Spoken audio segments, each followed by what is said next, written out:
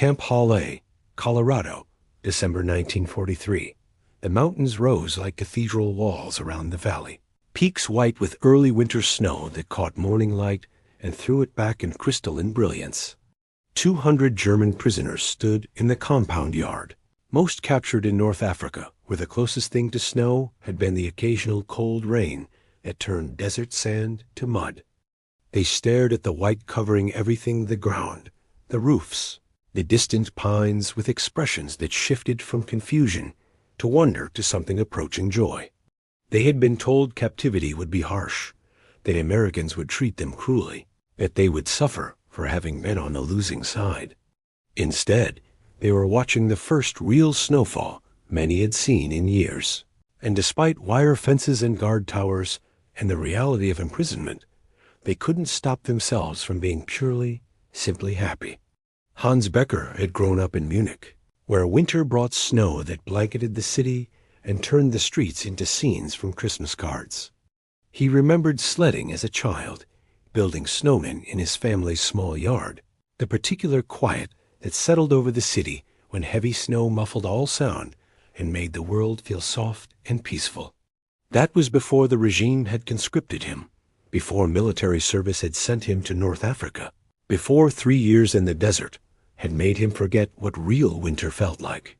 The Africa Corps had experienced cold desert nights dropped to near freezing, but cold without precipitation, without the transformative beauty of snow, just uncomfortable temperatures that made sleeping difficult and morning awakening painful. His capture had come in Tunisia during the final collapse, when supply lines had failed and reinforcement was impossible, and surrender became the only alternative to pointless death. The British had processed him efficiently, had been professional rather than cruel, had transported captured Germans to holding facilities, and eventually to ships that would carry them across the Atlantic to American custody. The voyage had been long and uncomfortable, but not brutal. The ship was crowded. The food was adequate but monotonous. The conditions were better than the final months in North Africa, when German forces had been starving and desperate. Hans had spent most of the crossing on deck, when permitted, watching ocean that seemed infinite, wondering what awaited in America. The propaganda had prepared him for harsh treatment.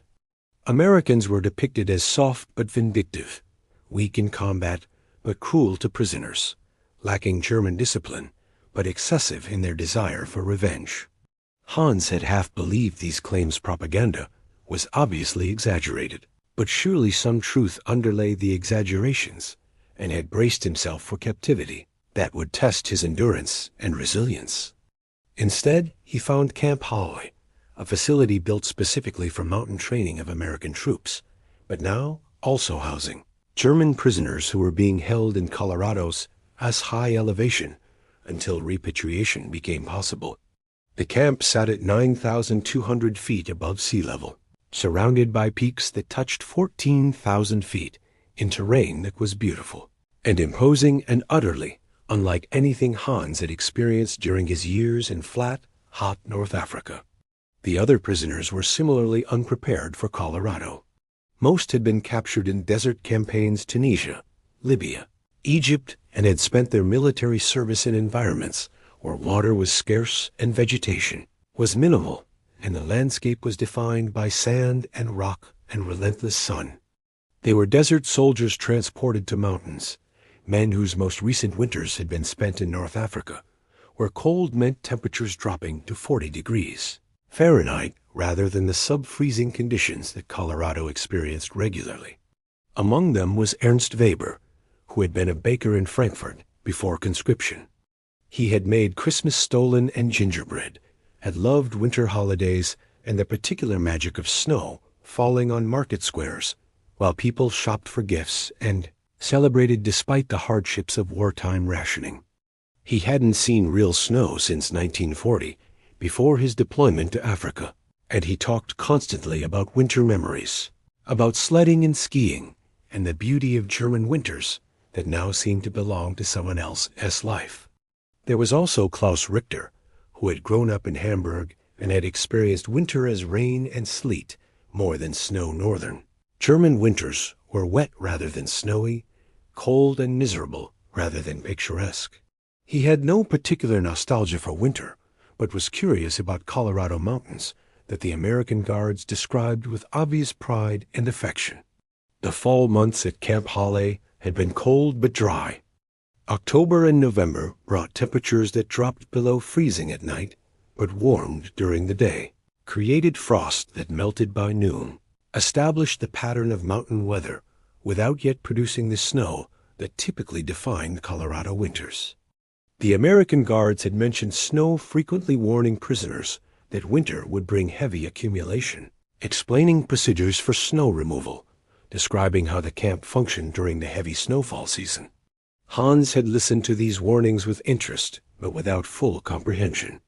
Snow in Munich had been maybe 6 inches at a time, occasionally a foot during exceptional storms. The guards described snow measured in feet rather than inches, accumulations that buried vehicles and required constant clearing just to maintain basic movement through the camp. The scale seemed exaggerated, more American, boasting about everything being bigger and more extreme than simple description of actual conditions. Then December arrived, and the weather shifted. The sky turned gray and heavy, clouds settling over the mountains in ways that made the American Guards smile and nod knowingly. Storm coming, they said to prisoners who understood enough English to follow. Big one. You desert boys are about to see what real winter looks like. The first flakes fell on a Tuesday morning in mid-December. Hans was in the mess hall eating breakfast when someone pointed at the windows and said in German, "Look, snow." The entire hall went quiet. 200 German prisoners stopped eating, stopped talking, stopped everything to watch white flakes drifting past the windows. For men who had spent years in the desert, the sight was almost miraculous water falling from the sky in crystallized form, accumulating on ground and buildings, and transforming the visible world from brown and gray to white. Hans felt something unlock in his chest. Not dramatic emotional release, just a quiet recognition that this was beautiful.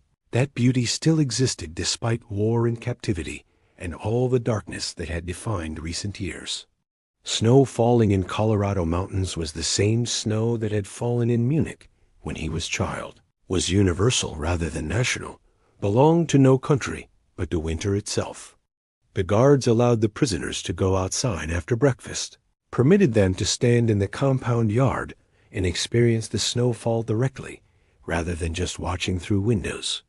Hans walked out into falling snow and tilted his face upward, feeling flakes land on his skin and melt from his body heat, tasting snow on his tongue the way he had done as a child before the world had become complicated by ideology and war.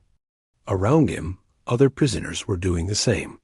Men who had been soldiers and enemies were being, for this moment, simply humans experiencing natural wonder that transcended politics and conflict. They caught snowflakes on their palms, examined the crystalline structures before they melted, laughed at the cold sensation and the strangeness of precipitation that wasn't rain. Ernst was crying, not loudly, just quiet tears running down his face while he stood in the falling snow, hands outstretched like a child receiving gifts. Hans understood without asking Ernst, was remembering Frankfurt winters, family Christmases, the life before war that snow somehow made accessible again through sensory memory that bypassed conscious thought. Even Klaus, who had claimed no particular attachment to winter, looked happy.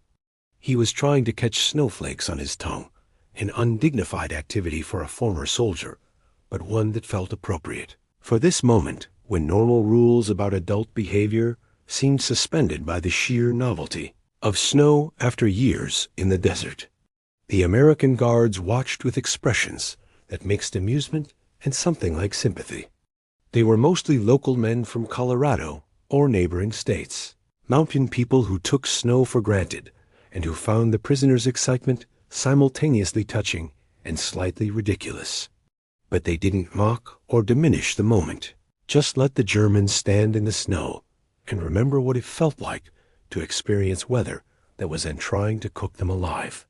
Sergeant Miller, who spoke decent German learned from immigrant grandparents approached Hans and said, "This is just the beginning. Storm's supposed to last 3 days. You'll have more snow than you know what to do with." Hans tried to imagine 3 days of continuous snowfall, tried to calculate how much accumulation that would produce, couldn't quite grasp the scale. He had seen snow fall for hours at a time, but 3 full days seemed impossible, seemed like the exaggeration he had suspected from earlier warnings. He would learn that Americans weren't exaggerating.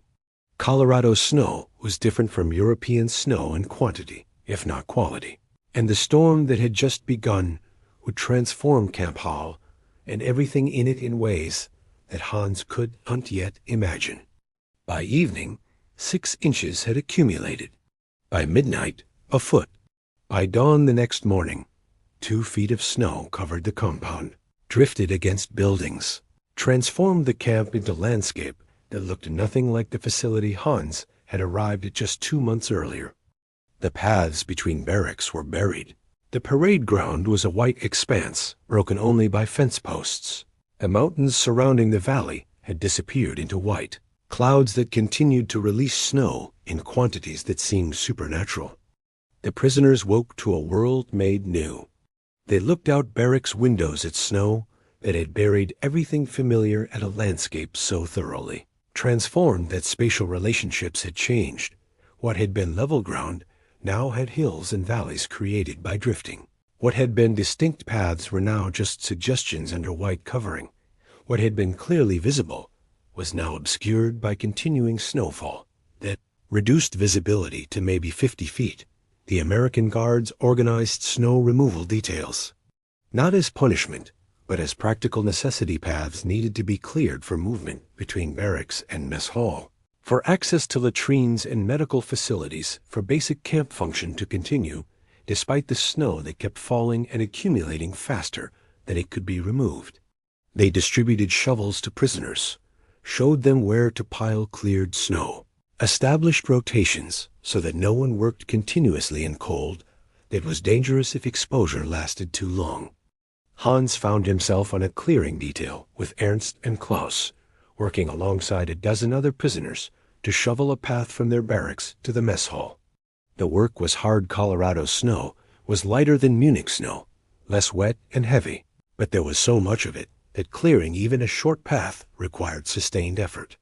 Hans shoveled steadily, feeling muscles work that had been underused during months of captivity, breathing mountain air that was thin and cold and burned his lungs. But the work felt good. Not pleasant exactly. It was cold and exhausting, and his hands were numb even inside. The work gloves the Americans had provided, but satisfying in ways that transcended the discomfort. He was doing something physical and immediately useful, was contributing to camp function, was outside in falling snow that continued to transform the world around him. After months of passive captivity, the act of labor felt almost liberating. Ernst worked beside him, pausing occasionally to catch his breath in the thin air, commenting on the snow with a baker's attention to texture and consistency. "This is perfect snow," he said in German. "Not too wet, not too dry. In Frankfurt, we would make snow ice cream with snow like this. Just add cream and sugar and vanilla." The children loved it. Hans had forgotten that such things existed, simple pleasures like snow ice cream, traditions that connected food and weather and childhood happiness.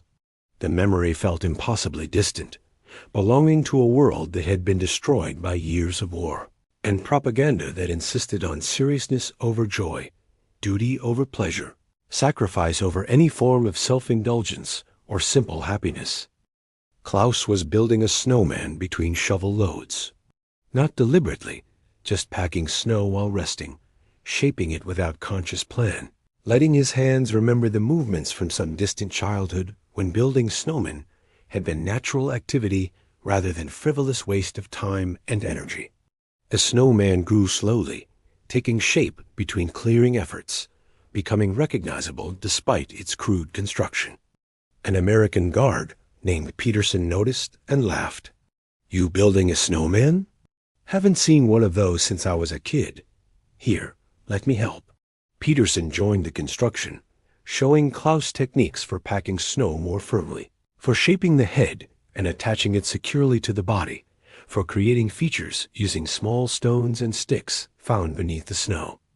Other guards noticed and came to watch, offering suggestions, laughing at the absurdity of grown men soldiers and guards' enemies and captors collaborating on snowman construction in the middle of a prisoner of war camp during the largest conflict in human history. More prisoners joined. What had started as Klaus's idle snowpacking became a group project involving maybe 20 Germans and 5 Americans, all working together to build the most elaborate snowman any of them had attempted since childhood. They gave it arms made from pine branches. They used charcoal from the mess hall for eyes and buttons. Someone found a bucket to use as hat, and someone else donated a scarf that made the snowman look almost dignified despite its crude construction. When they finished, they stood back and admired their creation. The snowman was maybe 6 feet tall, tilted slightly from uneven ground beneath the snow, decorated with various items that prisoners and guards had contributed from personal possessions. It was ridiculous and childish and completely inappropriate for the setting grown men in a prison camp during wartime, building snowmen like children on Christmas vacation. And it was perfect. For reasons Hans couldn't quite articulate, the snowman represented something important, proof that joy was still possible, that humans could create beauty, even in captivity, that the snow that fell in Colorado was the same snow that fell everywhere and belonged to no nation or ideology, but to winter itself and to anyone who chose to appreciate it rather than just endure it. Peterson stood beside Hans, both of them looking at the completed snowman, and said in slow German, "This is good. Sometimes we forget to be happy. Snow helps us remember."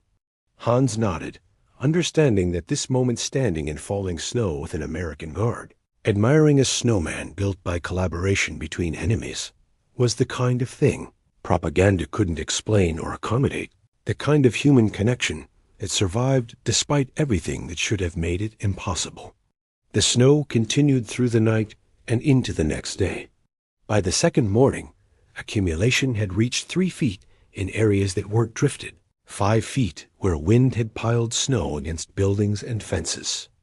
The camp was buried, transformed into something that barely resembled its original configuration, paths marked only by stakes that guards had driven into the ground before the storm to maintain spatial orientation. The clearing efforts continued, but with different spirit.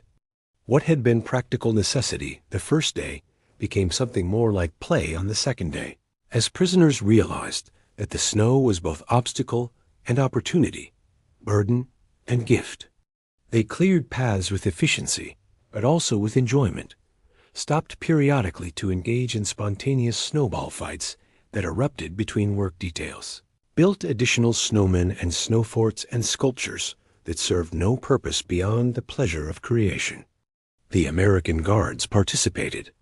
Not officially, camp regulations required maintaining proper distance between captors and captives, but in practice, the snow broke down formality that had characterized earlier interactions.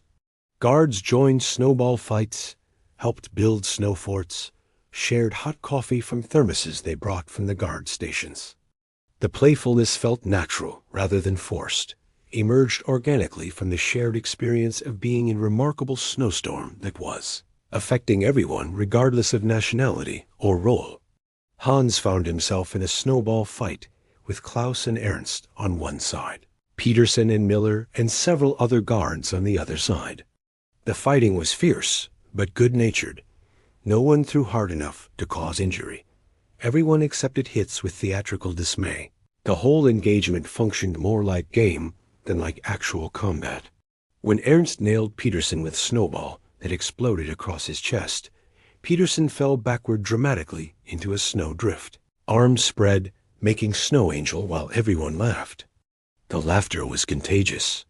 Hans couldn't remember the last time he had laughed like this purely, without cynicism or darkness, just genuine amusement at absurd situation.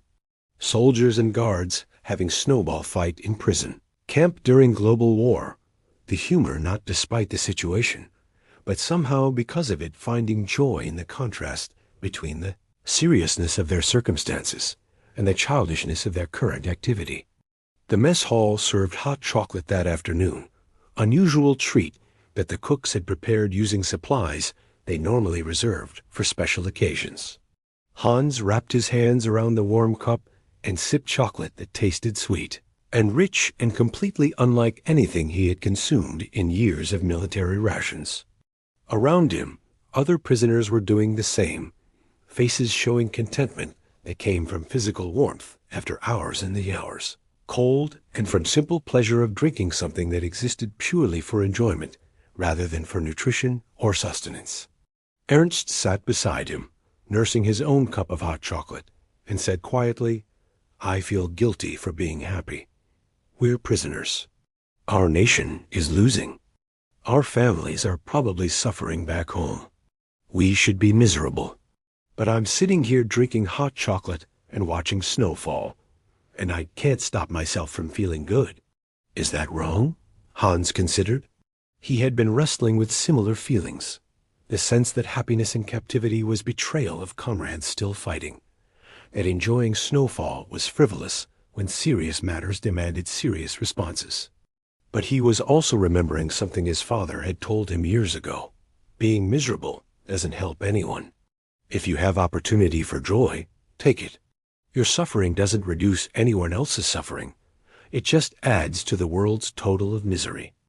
"I think," Hans said slowly, "that we're allowed to be happy when happiness presents itself. The snow isn't our fault or our reward, it's just weather. Appreciating it doesn't mean we don't care about serious things. It just means we're still human enough to recognize beauty when we see it." Ernst nodded, but didn't look entirely convinced. The guilt persisted, survivor's guilt, the guilt of experiencing comfort while others suffered, the guilt of finding joy in circumstances that should have produced only misery. Hans understood because he felt the same tension, the same difficulty reconciling captivity's reality with snow's unexpected gift of simple happiness. That evening, the camp chaplain, an American Lutheran minister who spoke German and conducted services for prisoners who wanted them, addressed the issue during an informal gathering in the recreation building. He spoke about the theological concept of grace, about receiving gifts that weren't earned or deserved, about the importance of accepting beauty when it appeared, rather than rejecting it out of guilt or sense that suffering was somehow more virtuous than joy. "God sends snow to everyone," the chaplain said, "to the righteous and unrighteous, to Germans and Americans, to free people and prisoners. The snow doesn't ask if you deserve it, it just falls. When you receive such gift, the proper response isn't guilt but gratitude. Be thankful that you can see beauty, that you can feel joy, that you're still alive and capable of appreciating wonder. That gratitude doesn't diminish your awareness of suffering. It makes you more human, not less."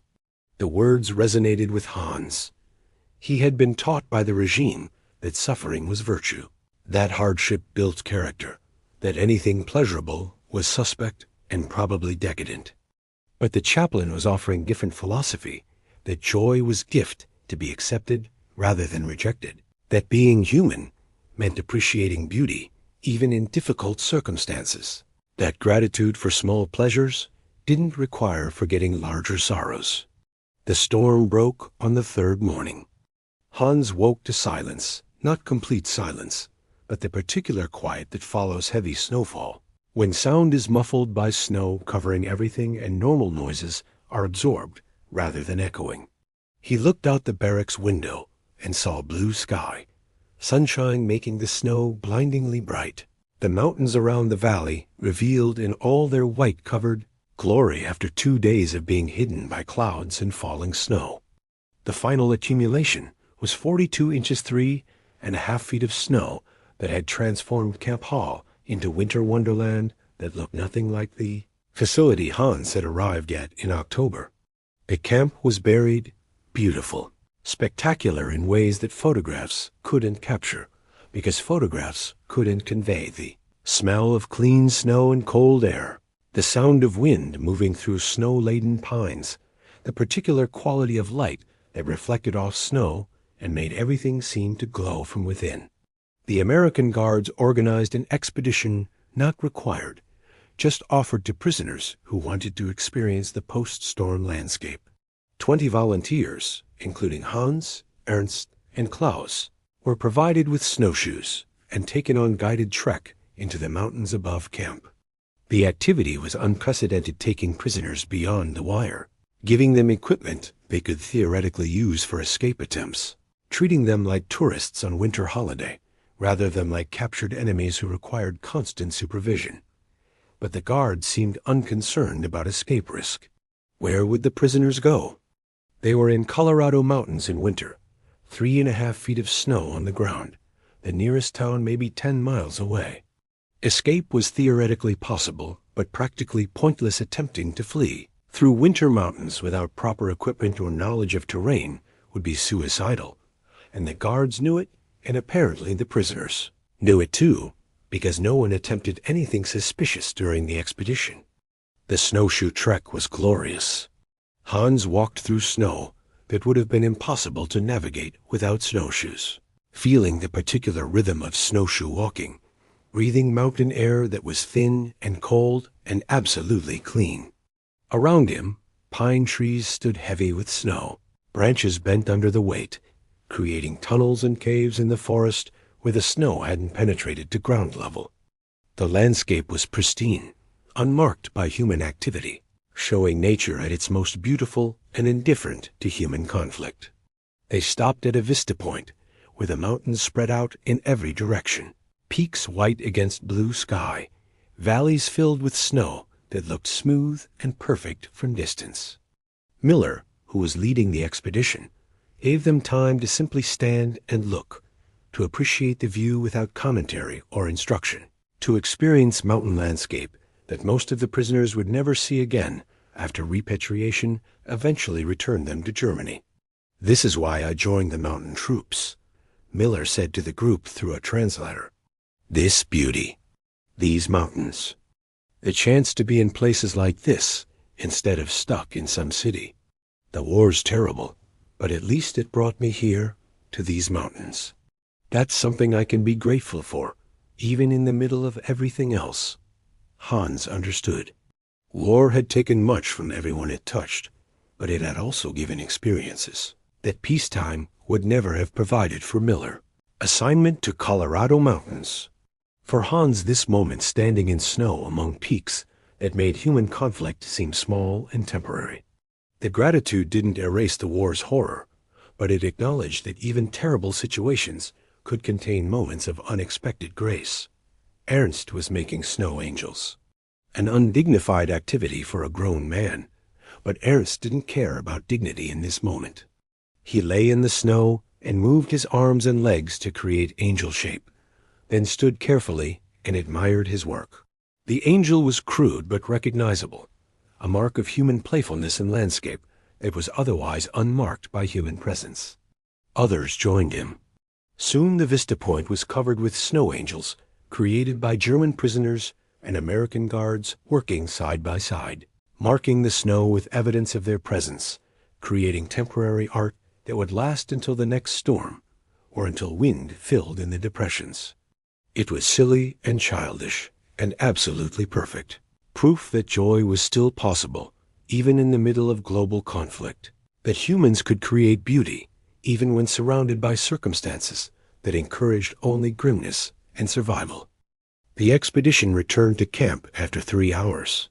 Prisoners and guards walking together through snow-covered landscape, arriving back at the compound tired and cold and happy, in ways that transcended the simple physical pleasure of exercise and fresh air. They had shared experience that mattered, not because it changed anything about the war, or about the power dynamics between captors and captives, but because it reminded everyone involved that they were humans before they were soldiers, that the snow that fell in Colorado was miraculous regardless of nationality. That joy was worth experiencing even in captivity. That evening, during dinner, the camp commander, Colonel Williams, who had generally maintained formal distance from prisoners, addressed the entire facility. through the German-speaking chaplain who translated. He acknowledged the storm, thanked prisoners for their cooperation during snow removal efforts, and then said something unexpected. "I know you men are far from home during what should be holiday season. I know you're prisoners, and that captivity is difficult regardless of how we treat you. But I also know that this week's snowstorm gave many of you happiness that you haven't felt in a long time. I want you to know that your joy was noticed by the guards and staff, and that it reminded all of us that you human beings who deserve to experience beauty and happiness even in these circumstances. We're enemies by force of war, but we're humans by nature, and I'm grateful that this storm helped us all remember that." The speech was simple but profound. An American colonel acknowledging German prisoners' humanity, recognizing their joy, expressing gratitude that weather had created a moment of shared experience across enemy lines. Hans felt tears on his face and didn't bother wiping them away. Around him, other prisoners were similarly moved not by the colonel as specific words, but by what those words represented. Recognition that they were still people despite being enemies. Acknowledgement that their happiness mattered even though they had lost the war. The snow remained for weeks, gradually diminishing as it compacted under its own weight, and as occasional warm days caused partial melting that refroze at night into ice that made walking treacherous. But the landscape remained transformed, white-covered, and beautiful, a constant reminder of the storm that had brought unexpected joy to camp full of men who had been prepared for everything except happiness. Christmas came with snow still deep on the ground. The camp organized celebration religious services for those who wanted them, special meals, even small gifts from Red Cross packages that had been saved for the occasion. Hans attended Lutheran service in the camp chapel, sang carols in German while snow fell outside the windows, listened to the chaplain speak about hope and redemption and the possibility of finding light even in darkness. The chaplain referenced the snowstorm in his sermon, used it as metaphor for grace, something that fell freely without regard for whether recipients deserved it, something that transformed landscapes and hearts with equal effectiveness, something that revealed beauty that had been present but hidden until conditions allowed its expression. The metaphor was obvious but powerful, and Hans felt it settling into his understanding of recent experience, giving language to feelings he had struggled to articulate. After the service, prisoners gathered in the recreation building for hot cider and cookies that camp cooks had prepared using ingredients donated by local civilian organizations. The atmosphere was festive, despite the context men singing Christmas songs in German, sharing stories about Christmases at home, maintaining traditions that connected them to lives they had left behind and hoped to return to eventually.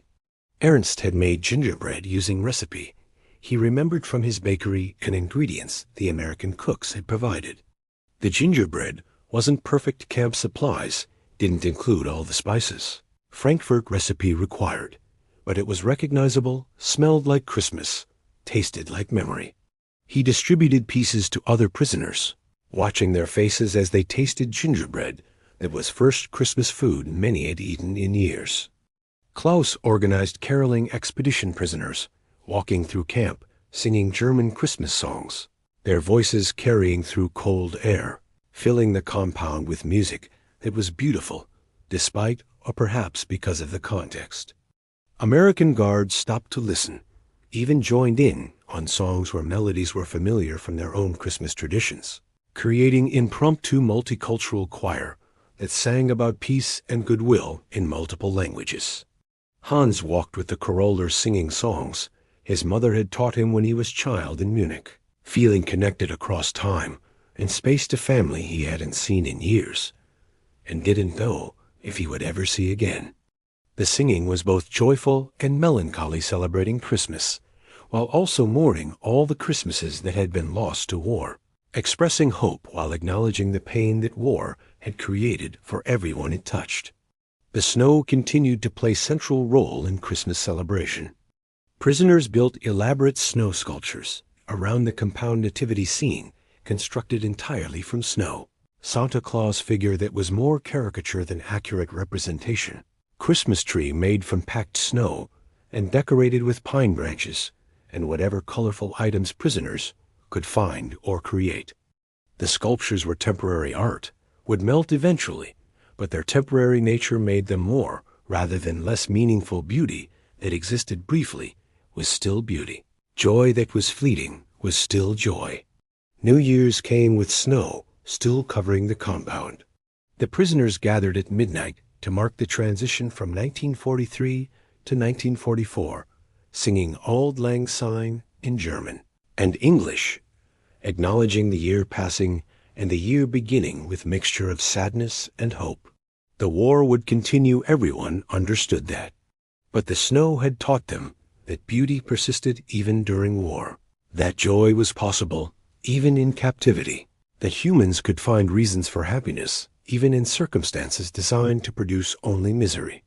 Hans Becker remained at Camp Hall through the winter and into spring 1944, when he was transferred to another facility in preparation for eventual repatriation.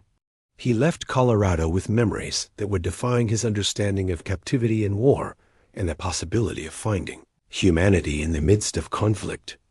He wrote about the snowstorm in letters to his mother, describing how German prisoners had experienced joy in Colorado mountains, how American guards had permitted and even participated in that joy, how the storm had revealed that beauty transcended national boundaries and political conflicts.